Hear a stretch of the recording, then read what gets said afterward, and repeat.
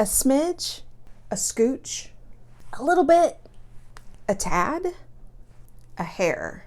We define a scant 1/4 inch seam in so many different ways. A scant 1/4 inch seam is when your seam measures slightly less than a 1/4 inch.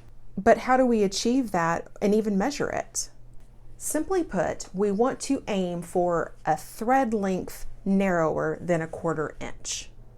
This is far from an exact science, but essentially we're talking about the space that is taken up by both your fabric and your thread. And when your blocks are pressed open, that amount of room that's taken up by your seam is why essentially we use a scant 1/4 inch. Hey everyone, it's me, Ladine from Sugar Stitches Quilt Co.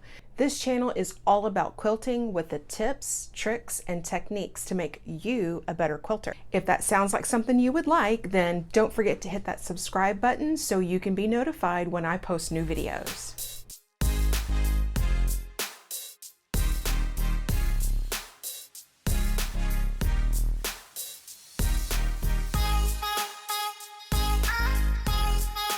I like to use this magnetic guide on my Juki, and I have it here in the 1/4 inch space. I've made sure that my 1/4 inch is measured and my guide is right along that edge of the 1/4 inch mark. So to find a scant, essentially we're just going to move this guide over just a little bit over. And if you can see this 5 mark here, that's actually where I like to sew. I will move my magnetic guide just on that edge. And I mentioned also in a previous video that this foot that comes with my Juki is about a scant 1/4 inch. And you can see how these almost line up exactly together. There's just a little bit of room in between. But this is essentially where I like to sew a scant. We want to test that seam allowance and our measurements to make sure before we start relying on it that it is in fact a scant 1/4 inch. So I've got two 2.5 inch squares that I'm going to sew using this guide.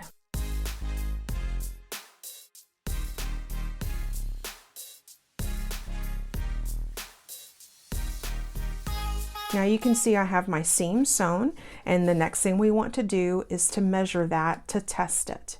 Again, we're looking for a scant.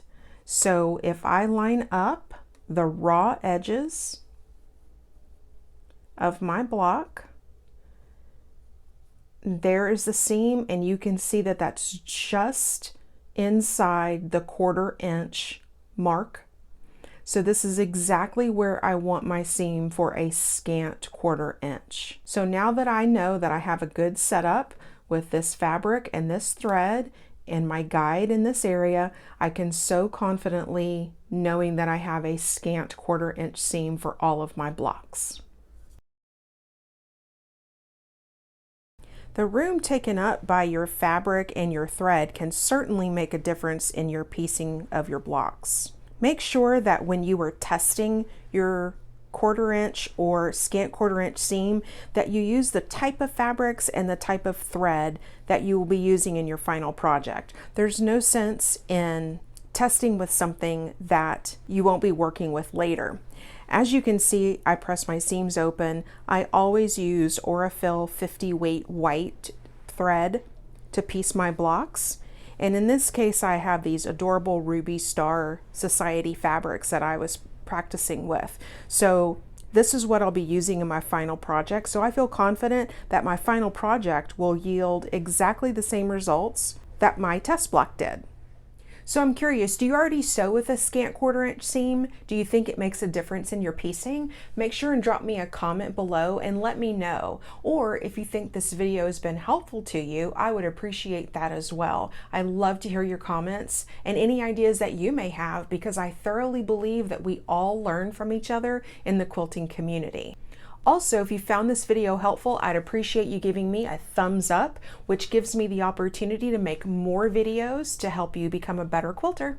I hope this video has helped you understand a scant 1/4 inch seam and how you can achieve it and how it can improve your quilting and piecing. So until next time, keep on sewing and creating. See you in the next video.